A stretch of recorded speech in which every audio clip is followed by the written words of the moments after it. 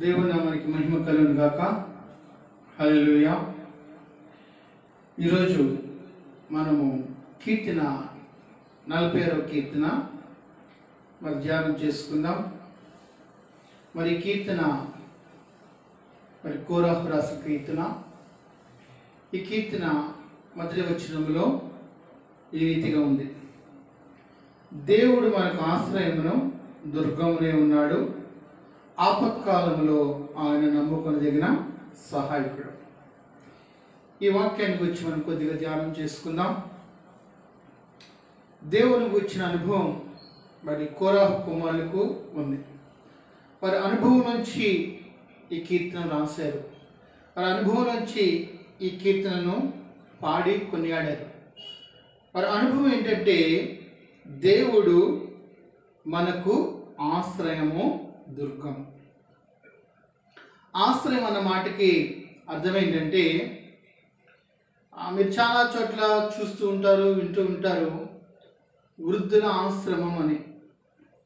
ఆ వృద్ధుల ఆశ్రమంలో మరి ఉన్నవారందరూ కూడా నిస్సహాయకులు, లేదా నిరుపేదలు, లేదా వారి బిడ్డల చేత విసర్జింపబడిన వారు, త్రోసివేయబడిన వారు, ఇంకా చెప్పాలంటే ఎవరికి అక్కరలేని వారు. కాబట్టి ఆ వృద్ధాప్యంలో కష్టపడటానికి కానీ, పని చేసుకోవటానికి కానీ, సంపాదించుకోవడానికి కానీ వారి శరీరం కానీ, వారి ఆరోగ్యం కానీ సహకరించదు. అటువంటి వారి కొరకు మరి కొందరు మానవ సేవ చేస్తూ వారి కొరకు ఒక ఆశ్రమాన్ని నిర్మిస్తారు, లేక ఆశ్రమాన్ని ఏర్పాటు చేస్తారు. ఆ ఆశ్రమం వాళ్ళు ఏం చేస్తుందంటే చేర్చుకుంటారు. ఆశ్రమం వాళ్ళకి ఏం చేస్తుందంటే వారి అవసరాలు తీరుస్తుంది, వారి ఆకలిని తీరుస్తుంది, వారి దప్పికని తీరుస్తుంది, వారికి కావాల్సిన వస్త్రాలను దయచేస్తుంది. ఇంకా చెప్పాలంటే మరి అన్ని విషయాల్లో వారి అక్కరతలు తీరుస్తుంది. మరి మందుల విషయంలో కానీ, వైద్యం విషయంలో కానీ, ఏ విషయంలోనైనా మరి ఒకసారి ఆశ్రమంలోకి అడుగుపెట్టారంటే ఆ బాధ్యత అంతా ఆశ్రమం నిర్వహించే వారిదే. అంటే అన్ని విషయాల్లో వారికి ఆ ఆశ్రయం కలిగచేస్తుందంటే నెమ్మదిని, సంతోషాన్ని, సమాధానాన్ని, ధైర్యాన్ని, నిబ్బరాన్ని కలగచేస్తుంది. ఒక ఒంటరిగా ఏకాకి ఉన్న వ్యక్తికి అటువంటి నిబ్బరాన్ని కలగచేసి ఆదరించే స్థలమే ఆశ్రయం అంటారు. అలాగే దేవుడు మనకు ఏమై ఉన్నాడంటే ఆశ్రమము. కాబట్టి ఆయనకు మించిన ఆశ్రయము మన జీవితాల్లో ఏది లేదు. బైబిల్లో సామెతల గ్రంథంలో ఒక మాట ఉంది. సామెతలు 30:26 ఏముందంటే, చిన్న కుందేళ్లు బలములేని జీవులు అయినను అవి పేట సందుల్లో నివాసము కలిగించుకొనును. కుందేళ్లు ఉన్నాయి, చాలా బలహీనమైనవి. తమ శత్రువుల నుంచి అవి రక్షించుకోవడానికి తమకు శక్తి సామర్థ్యం లేనివి.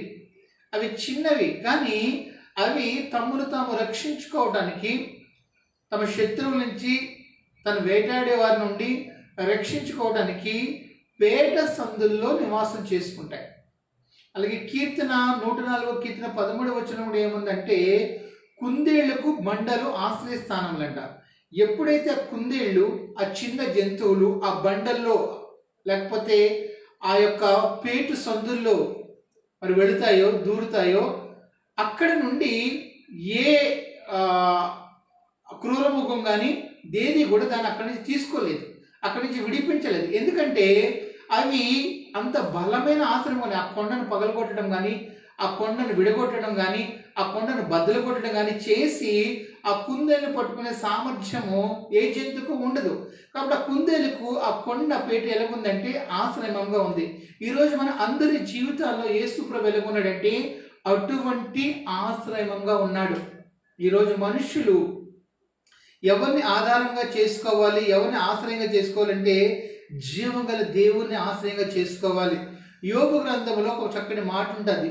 యోబు 31:24 మనం చూసినట్లయితే, సువర్ణము నాకు ఆధారం అనుకుని నేడలా, నా ఆశ్రము నీవేనని నేను మేలిమి బంగారంతో నేను చెప్పిన ఎడలా, నా ఆస్తి గొప్పదని, నా చేతికి విస్తారంగా సొత్తు దొరికినని నేను సంతోషించిన ఎడలా, నేను పరమునున్న దేవునికి వేషధారిని అవుతాను. కాబట్టి ఈరోజు మన జీవితాల్లో డబ్బును బట్టి కానీ, సువర్ణం బట్టి కానీ, ఆస్తిపాస్తులను బట్టి కానీ, మనకి కలిగిన దేన్ని బట్టి కూడా మనం సంతోషించక వాటిని మనము ఆశ్రయముగా చేసుకోక, నాకు డబ్బు ఉంది నాకేం కొదువా, నాకు ఆస్తి ఉంది నాకేం కొదువా, నాకు పలుకుబడి ఉంది నాకేం కొదువా, నాకు ఈ లోకంలో కావలసినవన్నీ నాకేం కొదవా అని మనము భూ సంబంధమైన వస్తువుల్ని ఆశ్రయంగా చేసుకోకూడదు. అలాగే మనుష్యులను కూడా మనం ఆశ్రయంగా చేసుకోకూడదు. ఇర్మీయా గ్రంథం 17వ అధ్యాయము 5వ వచనం ఏముందంటే, యెహోవా ఇలాగూ సెలవిచ్చుచున్నాడు, నరులను ఆశ్రయించి శరీరాలను తనకు ఆధారంగా చేసుకుని తన హృదయమును యెహోవా మీద నుండి తొలగించుకున్నవాడు శాపగ్రస్తుడని రాయబడి ఉంది. కాబట్టి ఈ లోకములో డబ్బుని కానీ, ఆస్తిని కానీ, మనుష్యుల్ని కానీ మనము ఆశ్రయంగా చేసుకోకూడదు. అలాగే మనం ఆశ్రయంగా చేసుకుని మన హృదయాన్ని మన దేవుని మీద నుండి తొలగించుకుంటే మనము శాపగ్రస్తులమని బైబిల్ చెప్తుంది. మీరు కుదిరినట్లయితే తర్వాత యెషయా గ్రంథము 31వ అధ్యాయము 1 నుంచి మీరు చదివినట్లయితే, ఐగుప్తు రథములు గొప్పవని, వారి రౌతులు బలవంతులని, వారి గుర్రములు బలమైనవని, సహాయం నిమిత్తము ఐగుప్తులకు వెళ్ళుచు యెహోవా మీద నుండి తమ హృదయాన్ని తొలగించుకుని ప్రతివాడు శాపగ్రస్తుడని రాయబడి ఉంది. ఎందుకంటే దేవుణ్ణి ఆధారంగా చేసుకోకుండా, సర్వశక్తిగల దేవుని ఆధారంగా చేసుకోకుండా ఐగుప్తు రథాల్ని, ఐగుప్తు గుర్రాల్ని, ఐగుప్తు రౌతులను మీరు ఆధారంగా చేసుకున్నారు. దేవుడు ఏమంటున్నాడంటే, ఐగుప్తీయులు మనుష్యులే కానీ ఆత్మ కాదు, వారి గుర్రములు మాంసమే కానీ దేవుడు కాదంటున్నాడు. కాబట్టి దేవుని యొక్క బిడ్డలుగా ఈరోజు మన అందరి జీవితాల్లో ఎవరు ఆశ్రమంగా ఉండాలంటే, జీవం గల దేవుడైన యేసయ్య ఆశ్రమంగా ఉండాలి. ఆయనకు మించిన ఆశ్రమం ఈ లోకంలో మనకి ఏదీ లేదు.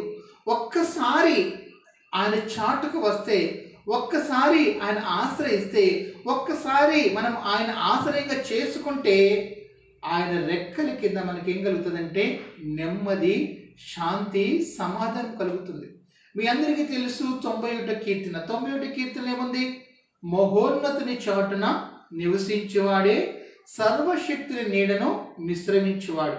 ఆయనే నాకు ఆశ్రయము, నా కోట, నేను నమ్ముకున్న దేవుడని యెహోవాను గూర్చి చెప్పుచున్నాను. భక్తుడు 91వ కీర్తన మోషే రాసుడని చరిత్రకారులు చెప్తారు. భక్తుడైన మోషే ఏమంటున్నాడు? నేను మహోన్నతుని చాటుకు వచ్చాను, సర్వశక్తి నీడలో నేను విశ్రమిస్తున్నాను. ఆయన నాకు ఆశ్రయము, ఆయన నా కోట, ఆయన నేను నమ్ముకున్న దేవుడు అని నేను యెహోవాను గూర్చి చెప్పుచున్నాను అంటున్నాడు. కాబట్టి దేవుని మించిన ఆశ్రమం ఈ లోకంలో ఏది లేదు. దేవుడు లాగా నీకు ఆదరణ కలగజేసేవాడు ఈ లోకంలో ఎవరు లేరు. అదే 91వ కీర్తన 4వ వచనం మీరు చూసినట్లయితే అక్కడ ఏముంది? ఆయన తన రెక్కలతో నిన్ను కప్పును, ఆయన రెక్కల కింద నీకు ఆశ్రయము కలుగును. కోడి తన పిల్లలను రెక్కలతో కప్పుతుంది. ఆ కోడి తన పిల్లలను రెక్కల్లో కప్పినప్పుడు ఏముంటుందంటే ఆ రెక్కలలో వెచ్చదనం ఉంటుంది. అప్పుడు కోడి పిల్లలు ఈ ప్రతికూలమైన వాతావరణం నుంచి బ్రతకాలి అంటే అవి తల్లి రెక్కల కింద ఉంటాయి. ఆ వేడిలో అవి జీవనం కొనసాగుతాయి. ఆ వేడి వల్ల వారి శరీరానికి కావాల్సిన ఉష్ణోగ్రత అందుతుంది. అంతేకాదు మరి ఇతర పక్షుల నుంచి కానీ లేకపోతే ఇతర జంతువుల నుంచి కూడా మరి ఆ కోడి పిల్లలకు తల్లి యొక్క రెక్కల కింద ఏం కలుగుతుందంటే ఆశ్రయం కలుగుతుంది. కాబట్టి బైబిల్ ఏం చెప్తుందంటే ఆయన రెక్కలతో నిన్ను కప్పును, ఆయన రెక్కల కింద నీకు ఆశ్రయము కలుగును. కాబట్టి ఈరోజు దేవుని రెక్కల కిందే మనకేముంది? ఆశ్రయం ఉంది. అర్థమవుతుందండి? దేవుడు తగిన సమయమందు మిమ్మల్ని హెచ్చించినట్లు ఆయన బలిష్టమైన చేతి కింద దీన మనస్కులై ఉండండి. కాబట్టి ఈరోజు దేవునికి మించిన ఆశ్రమం మన జీవితంలో ఏది లేదు. మనకి నెమ్మది ఎక్కడ లేదు. అదే 91వ కీర్తన 9వ వచనం మీరు చూసినట్లయితే అక్కడ ఏముందంటే, యెహోవా నీవే నా ఆశ్రయమని మహోన్నతుడైన దేవుణ్ణి నీవు నివాస స్థలంగా చేసుకున్నావు కనుక నీకు అపాయమేదీ రాదు, ఏ తెగులును నీ గుడారమును సమీపించదు. ఎంత గొప్ప వాక్యమో, ఎంత గొప్ప వాగ్దానమో చూడండి. ఈరోజు మన మనుషులను ఆధారంగా చేసుకుంటా లేదు, లేదా మనుషులను ఆశ్రయంగా చేసుకుంటా లేదు. ఈరోజు ధనాన్ని మనం ఆశ్రయంగా చేసుకోవటం లేదు. ఈరోజు మన జ్ఞానాన్ని కూడా మనము ఆశ్రయంగా చేసుకోవటం లేదు. మన స్వబుద్ధిని కూడా మనం ఆశ్రయంగా చేసుకోవటం లేదు. కానీ మనం ఎవరిని ఆశ్రయంగా చేసుకున్నామంటే మహోన్నతుడైన దేవుణ్ణి మనం ఏం చేసుకున్నాము? ఆశ్రయముగా చేసుకుంటున్నాము. కాబట్టి మహోన్నతుడైన దేవుడే మనకి నివాస స్థలంగా చేసుకుంటున్నాం. వృద్ధులు వృద్ధాశ్రమంలో ఉన్నట్లు మనము దేవుని బిడ్డలుగా మనం ఎక్కడే ఉండాలి? దేవుని ఆశ్రయంలో ఉండాలి. దేవుణ్ణి మనకు నివాస స్థలముగా చేసుకోవాలి. అప్పుడు ఏ తెగులును కూడా నీ గుడారాన్ని సమీపించదని బైబిల్ చెప్తుంది. హల్లెలూయా చెప్దామా? ఈరోజు మన అందరి జీవితాల్లో ఎవరు ఆశ్రయం ఉండాలి అంటే ప్రభువైన యేసు. ఆయనకి మించిన ఆశ్రయము ఈ లోకంలో ఏది లేదని బైబిల్ చెప్తుంది. ఆయన రెక్కల కింద మనకు నెమ్మది కలుగుతుంది. ఆయన రెక్కల కింద మనకు సంతోషం కలుగుతుంది. ఆయన రెక్కల కింద మనకు రక్షణ కలుగుతుంది. ఆయన రెక్కల కింద మనకు ఆశ్రయము, నెమ్మది కలుగుతుంది. ఆయన రెక్కల కింద, బలిష్టమైన రెక్కల కింద నుండి మనల్ని ఎవరు అపహరించలేరు. ఏ తెగులు కూడా మన గుడారాన్ని సమీపించదు. ఏ అపాయము కూడా మనం సమీపించదు. ఎందుకంటే దేవుణ్ణి మనం నివాస స్థలంగా చేసుకున్నాము. ఆయనను మనం ఆశ్రయముగా చేసుకున్నాము. కాబట్టి కుందేలు ఏ రీతిగా మరి బండ పేటులను ఆశ్రయంగా చేసుకుంటుందో మనం బలిష్ఠుడైన దేవుణ్ణి ఆశ్రయంగా చేసుకున్నాం. కాబట్టి ఏ కీడు, ఏ తెగులు, ఏ అపాయమో మన జీవితాల్లోకి రాదని బైబిల్ చెప్తుంది. రెండవదిగా చూసినట్లయితే దేవుడు మనకు ఆశ్రయమును, దేవుడు మనకు దుర్గము అని బైబిల్ చెప్తుంది. క్యాజల్ అంటారు ఇంగ్లీష్లో. క్యాజల్ దుర్గము అంటే కోట. ఏదైనా పట్టణానికి ఒక దుర్గం ఉంటుంది, ఒక కోట ఉంటుంది. ఆ కోట ఎలా ఉంటుందంటే బలిష్టమైనదిగా ఉంటుంది. కాబట్టి శత్రువులు ఆ కోటలోకి ప్రవేశించలేరు. ఆ శత్రువులు ఆ కోటను బద్దలు కొట్టలేరు. కాబట్టి శత్రువులు ఆ కోటలోకి లేకపోవడం వల్ల, లేని వారికి ఉండటం వల్ల వాళ్ళు ఏం చేస్తారంటే బురుజులు కడతారు. బురుజులు కట్టి కోటలోనికి ఎవరు వెళ్లకుండా, కోటలోంచి ఎవరు రాకుండా వారు ఏం చేస్తారంటే బురుజులు కట్టి నియంత్రిస్తారు. కాబట్టి వారి వర్తక వ్యాపారాలు అన్నీ మరి నిలిచిపోయి చివరికి వారు ఆకలి దప్పులతో ఉండినప్పుడు, వారు కోట తలుపులు తెరిచినప్పుడు, వారు కోట తలుపులు తెరిచి వారికి దాసులుగా తమను తాము చేసుకున్నప్పుడు, లేదా వారితో సమాధాన పడినప్పుడు వారు ఏం చేస్తారంటే బ్రతుకుతారు. బైబిల్లో ఒక చక్కటి ఉదాహరణ చెప్పాలంటే ఎరుకో ఒక ప్రాకారం గల పట్టణం, దుర్భేషమైన కోట. ఎందుకు ఎరుకో దుర్భేషమైన కోట అంటే, ఎరుకో పట్టణంలో ఆ కాలంలో యుద్ధ సామాగ్రిని ఏం చేసేవారంటే దాచేవారు, భద్రం చేసేవారు. యుద్ధ సామాగ్రిని ఎరుకోలో భద్రం చేయడం బట్టి ఆ కోటకు ఒక ప్రతిష్టమైన రక్షణ కలగచేశారు. ఇప్పుడు ఆ కోట యొక్క గోడలు ఎంతెత్తంటే ఇంచుమించు 25 అడుగుల ఎత్తు కోట. ఎంత వెడల్పు అంటే ఇంచుమించు 24 అడుగుల వెడల్పు కోట. 2 రథములు పక్క నుండి వెళ్ళగలిగినంత విశాలమైన కోట. అటువంటి దుర్భేషమైన కోటకు సమీపించినప్పుడు ఇశ్రాయేలు దాన్ని జయించలేమని తెలుసుకున్నారు.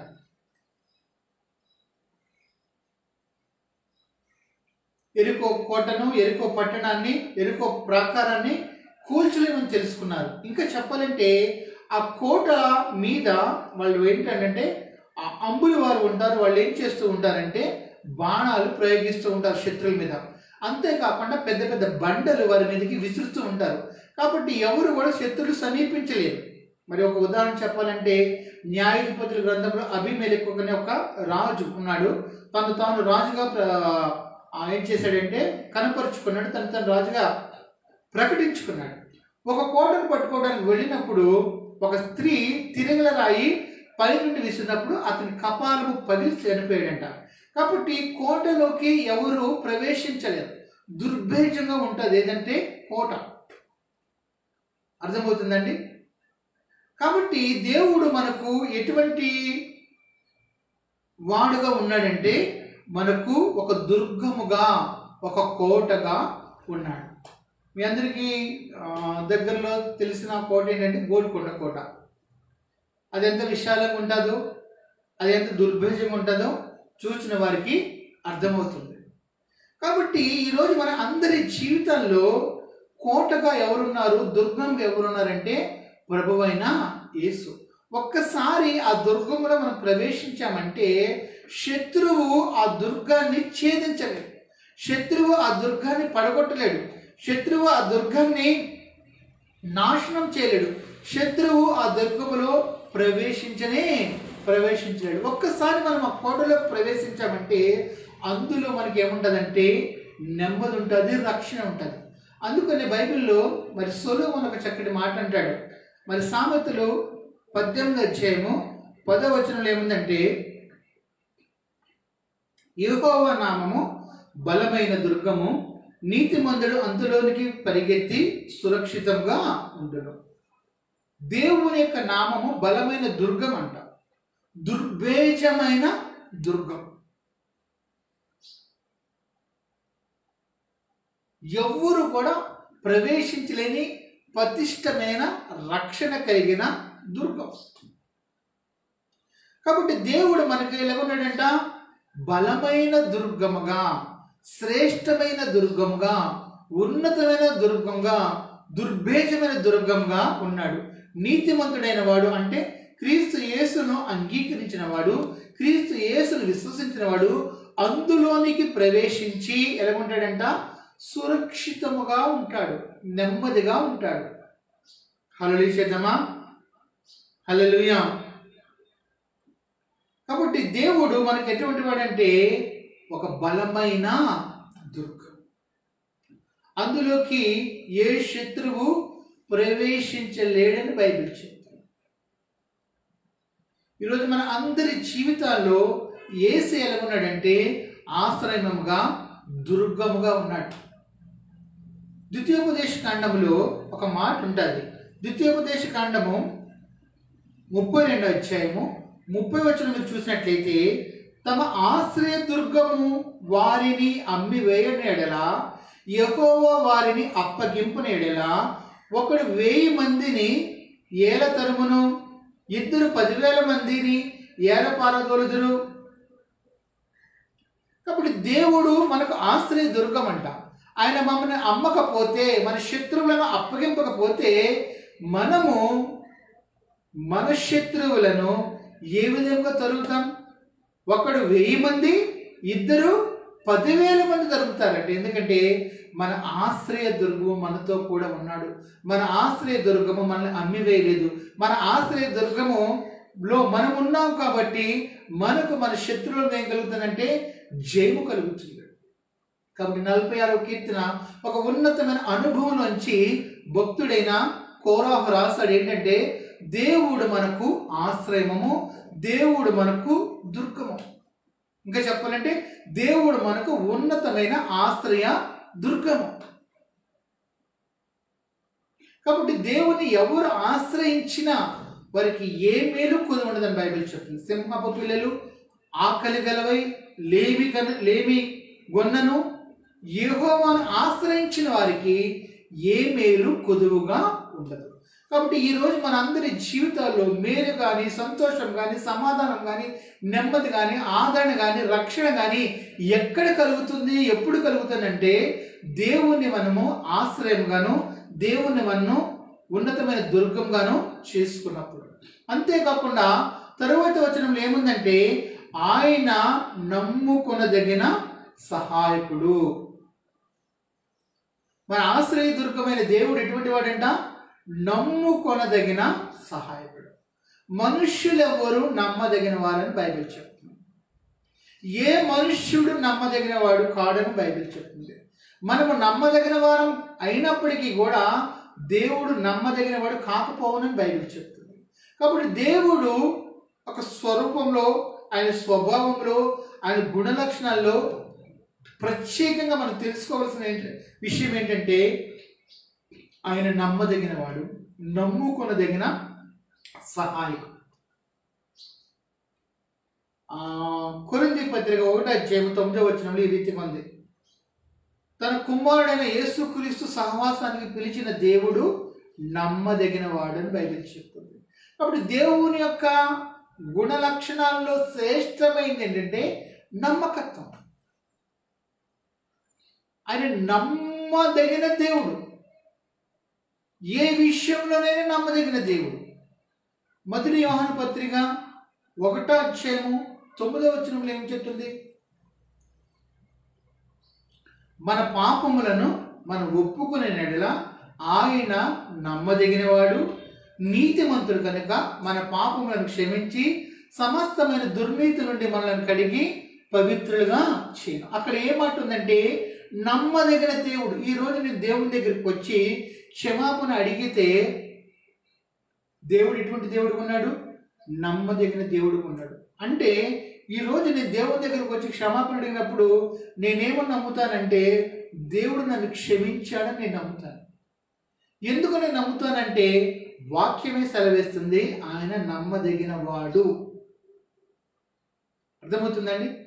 అంతేగాని ఆయన కొన్ని పాపాలను క్షమించి కొన్ని పాపాలని మిగిలి ఉంచి, లేకపోతే ఆయన నిన్ను తిరస్కరించి నిన్ను త్రోసివేసే దేవుడు కాదు. ఎందుకంటే ఆయన నమ్మకత్వము చాలా గొప్పది. బైబిల్ చెప్తుంది ఆయనను నమ్ముకునే వారెవరు సిగ్గుపరచబడరని బైబిల్ చెప్తుంది. ఆయన నమ్ముకునేవాడు ధన్యుడని బైబిల్ చెప్తుంది. యెహోవాను నమ్ముకునేవాడు ధన్యుడని బైబిల్ చెప్తుంది. హల్లెలూయా. ఈరోజు మనము దేవుని కన్నా ఎక్కువగా ఎవరిని నమ్ముకుంటామంటే మనుష్యుని నమ్ముకుంటాం. కాబట్టి మన జీవితాల్లో సిగ్గు కలుగుతుంది, అవమానం కలుగుతుంది. 118 ఏముంది? మనుష్యులను నమ్ముకుని కంటే యెహోవాను ఆశ్రయించుట మేలు, రాజులను నమ్ముకుని కంటే యెహోవాను ఆశ్రయించుట మేలు. మనుష్యులను నమ్ముకోవద్దు, నువ్వు సిగ్గుపరచబడతావు, నువ్వు అవమానపరచబడతావు. రాజులను నమ్ముకునవద్దు, నువ్వు సిగ్గుపరచబడతావు, అవమానపరచబడతావు. ఎందుకంటే మనుషులెవరు, రాజులెవరు కూడా నమ్మదగిన వారు కాదు. పరిస్థితులను బట్టి వారిలో మార్పు కలుగుతూ ఉంటుంది. కానీ దేవుడు ఒక్కడే నమ్మదగిన వాడు. అందుకనే 146 కీర్తన 3-4 మీరు చూసినట్లయితే అక్కడ ఏముంది?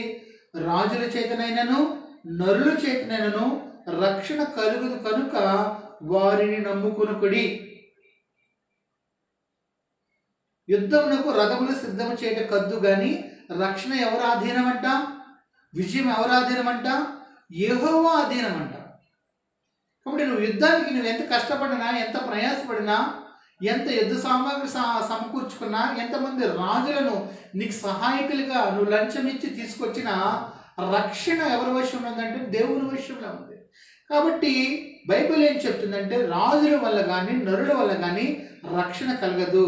రాజులను నమ్ముకున్నట్టు కంటే యెహోవాను ఆశ్రయించుట మేలు. కాబట్టి బైబిల్ ఏం చెప్తుందంటే దేవుడు మనకు ఆశ్రయమును, దేవుడు మనకు దుర్గమును, దేవుడు మనకు నమ్ముకొనదగిన సహాయకుడు. ఇందాక చదువుకున్నాం. యెషయా 31:1 ఏముంది? ఇశ్రాయేలు పరిశుద్ధ దేవుని లక్ష్య పెట్టకయు యెహోవా విచారింపకయు సహాయం నిమిత్తము ఐగుప్తుకు వెళ్ళుచు గుర్రములను ఆధారంగా చేసుకుని వారి రథములు విస్తారములని వారి రౌతులు బలాఢ్యులని వారిని ఆశ్రయించే వారికి శ్రమ. ఆయనను బుద్ధివంతుడిగా ఉన్నాడు. మాట తప్పక దుష్టుల ఇంటి వారి మీదను కీడు చేయవారికి తోడుగున్న వారి మీదను ఆయన లేచును. ఐగుప్తీయులు మనుషులే గాని దేవుడు కాదు, ఐగుప్తీయులు గుర్రముల మాంసములే గాని ఆత్మ కావు. యెహోవా తన చేయి చాపగా సహాయం చేయవాడు జోగును, సహాయం పొందువాడు పడును, వారందరూ కూడి నాశనము అవుతారని బైబిల్ చెప్తుంది. కాబట్టి ఈరోజు దేవుని యొక్క బిడ్డలుగా నమ్ముకొనదగిన సహాయకుడు నీ కష్టములో, నీ ఇబ్బందిలో, నీ ఇరుకులో, నీ బాధలో, నీ లేనితనములో, నీ దారిద్ర్యములో, నీ అనారోగ్యములో నీవు నమ్ముకొనదగిన దేవుడు ఎవరంటే ప్రభువైన యేసుక్రీస్తు ఒక్కడే.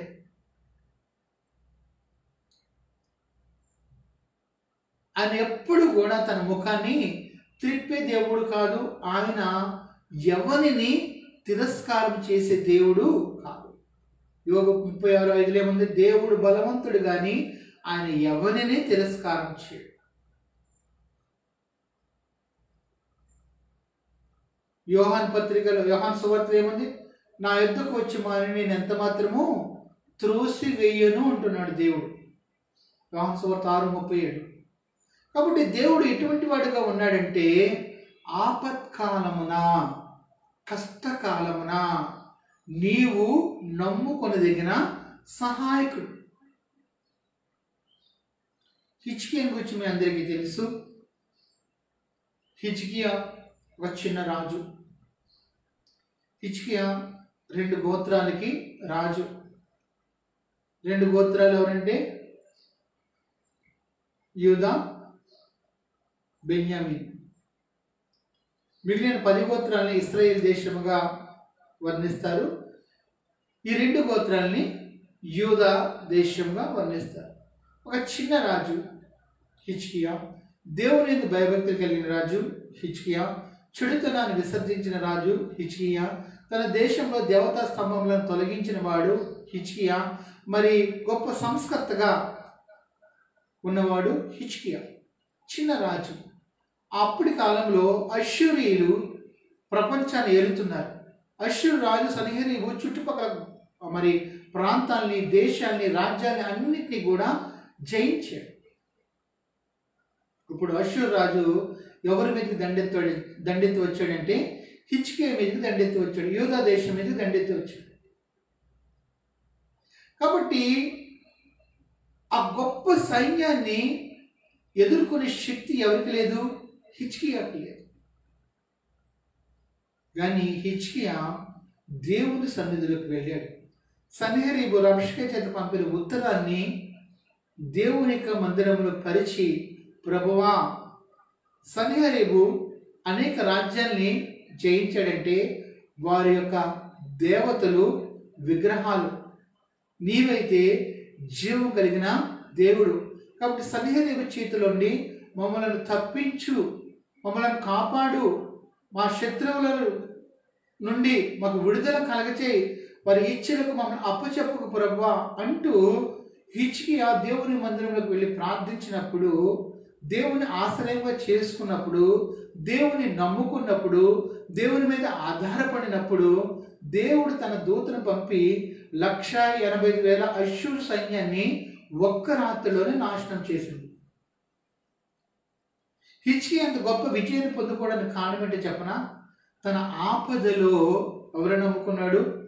దేవుని నమ్ముకున్నాడు. బైబిల్ అందుకనే చెప్తుంది, ఆపత్కాలమున ఆయన నమ్ముకొనదగిన సహాయకుడు.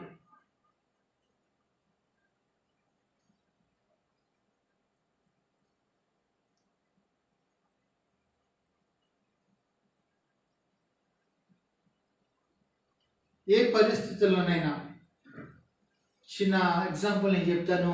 నాకు 8వ సంవత్సరం నాకు టైఫాయిడ్ హాస్పిటల్లో పెట్టారు. 3 నెలలు అయిపోయినాయి. 3 నెలలు అయిపోయినాయి కానీ నాకు రికవరీ లేదు. 3 నెలలు హాస్పిటల్లోనే ఉన్నాను. చివరికి ఏమైందంటే నా ఎముకలకు చర్మం అంటుకుపోయింది. చర్మాన్ని పైకిలాగా ఇంజెక్షన్ చేసేవారు. అప్పటికే 3 నెలల నుంచి ఇంటికి హాస్పిటల్కి తిరుగుతూ, మా అమ్మగారు స్కూల్లో టీచర్, ఆమె ఉద్యోగం చేస్తూ హాస్పిటల్ తిరుగుతూ, భోజనాలు తీసుకొస్తూ అక్కడ పడుకుంటూ, ఇవన్నీ చేస్తూ వాళ్ళ చివరికి విసిగిపోయారు. డాక్టర్లు కూడా చెప్పారు. ఏమని చెప్పారంటే, మీరు తీసుకెళ్తే గుంటూరు మరి జనరల్ హాస్పిటల్ తీసుకెళ్ళండి, టైఫాయిడ్ లక్షణాలు ఉన్నాయి కానీ టైఫాయిడ్ కాదన్నారు. అప్పుడు ఇంకా ఇంట్లోకి తీసుకొచ్చేసారు. ఇంచుమించు సాయంకాలము 7:30 సమయం అవుతుంది. అప్పుడు అందరూ చిన్నవాళ్ళమే. నాకు 8వ సంవత్సరం అయితే మా పెద్దక్కకి 11, మా చిన్నక్కకి 10. ఆ వయసులో మేము ఇంటికి రాగానే మా అమ్మగారు అడిగారు, ఏం చేస్తున్నారంటే అన్నం వండుతున్నామంటే, వండొద్దు ఆపేయండి అన్నారు. ఆపేయండి అన్నప్పుడు ఆపేశారు. మనం ఈరోజు ప్రార్థన చేద్దాము, ఉపవాసం ఉండి ప్రార్థన చేద్దాము అన్నారు. అప్పట్లో ఉపవాసం అంటే కూడా ఏమీ తెలియదు. మా అమ్మగారే ఉన్నారు. నాన్నగారు అయితే చిన్నప్పుడే చనిపోయారు. కానీ మా అమ్మగారే ఉన్నారు. ఆ అక్కలు నేను అందరూ మోకరించిన తర్వాత మా అమ్మగారు ప్రార్థన చేస్తున్నారు. ప్రభువా, మరి ఈ బిడ్డను కనికరించండి, ఈ బిడ్డను కటాక్షించండి. నా భర్త అయితే చనిపోయాడు, నా భర్తను తీసుకెళ్ళిపోయావు. నీకు ఇష్టం అయితే ఇతను తీసుకెళ్ళిపోవటం, నా బాబుని నా కుమారుని తీసుకెళ్ళిపోవడం నీకు ఇష్టమైతే తీసుకో ప్రభువా అంటూ కన్నీటితో ప్రార్థన చేస్తున్నారు. కన్నీటితో ప్రార్థన చేస్తున్నప్పుడు ఒక ఇంతటి మేఘం వచ్చి మోకరించిన నా షర్ట్ మీద తాకింది. తెల్లగా ఒక మేఘం పైనుండి దిగి వచ్చి నా షర్ట్ మీద తాకింది. నేను ప్రార్థన అవగానే చెప్పాను అమ్మగారితో, అమ్మ నాకు ఒక వెలుగు లాంటిది, ఒక మేఘం లాంటిది వచ్చి నన్ను తాకిందమ్మన్నాను. అప్పటికప్పుడు అంతవరకు నా జ్వరం, అంతవరకు నా నీరసము అప్పటికప్పుడు తొలగిపోయింది. ఇంకా చెప్పాలంటే బ్రతకడు అన్న నేను ఆ మరుసటి రోజు స్కూల్కి వెళ్ళాను. హల్లెలూయా. ఈరోజు దేవునికి పరిచర్యలకు వచ్చి దేవునికి పరిచర్యలు కొనసాగుతున్నాను. కాబట్టి డాక్టర్ల చేత విడువబడినప్పుడు, వైద్యులు నాకు సహాయం చేయలేనప్పుడు నా తల్లి దేవుణ్ణి ఆశ్రయించింది, దేవుని వైపు చూచింది. ఎందుకంటే ఆయన ఆపత్కాలంలో నమ్ముకుని దగ్గర సహాయకుడిగా ఉన్నాడు. కాబట్టి మనుష్యులు చేయలేని పని, డాక్టర్లు చేయలేని పని, వైద్యులు చేయలేని పని దేవుడు చేసి ఈరోజు నన్ను సజీవుడిగా ఉంచాడు. కాబట్టి బైబిల్ ఏం చెప్తుందంటే, దేవుడు మనకు ఆశ్రయమును, దేవుడు మనకు దుర్గమునై ఉన్నాడు. అంతేకాదు యెషయా గ్రంథము 26వ అధ్యాయము 4వ వచనం చదివి నేను ముగిస్తాను. యెహోవాయే నిత్యాశ్రయ దుర్గము, యుగ యుగములు యెహోవాను నమ్ముకోండి. 26:3 మీకు తెలిసిన వచనమే, ఎవరి మనసు ఆయన మీద ఆనుకొనునో వానిని పూర్ణ శాంతి గలవారుగా కాపాడును. కింద వచనంలో ఏముందంటే, యెహోవాయే నిత్యాశ్రయ దుర్గము, యుగ యుగములు ఆయనను నమ్ముకునుడి. నిత్యము మన అందరి జీవితాల్లో, యుగ యుగాలకి, తరతరాలకి మానవ జీవితంలో నిత్యాశ్రయ దుర్గముగా ఎవరున్నారంటే ప్రభువైన యేసు ఉన్నారు. కాబట్టి ఆయనను మనం ఏం చేయాలి? నమ్ముకోవాలి. ఆయన నమ్ముకున్న వారు ఎవ్వరు కూడా సిగ్గుపరచబడరని బైబిల్ చెప్తుంది.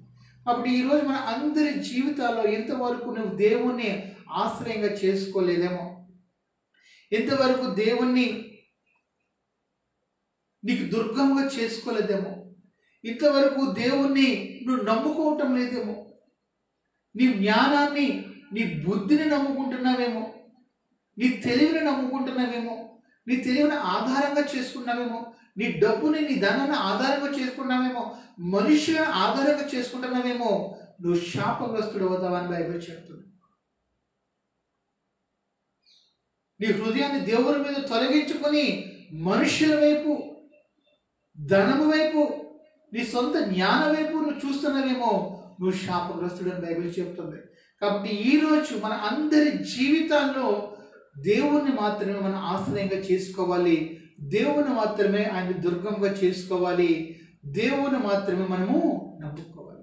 ఎప్పుడైతే ఈ 3 క్రియలు మన జీవితాల్లో చేసామో అప్పుడు ఏ దిగులు, ఏ విచారం లేకుండా సురక్షితంగా మనం ఉంటాం. 46వ కీర్తన అక్కడ ఏముంది? దేవుడు మనకు ఆశ్రయమును దుర్గమునై ఉన్నాడు, ఆపత్కాలములో ఆయన నమ్ముకొనదగిన సహాయకుడు కావున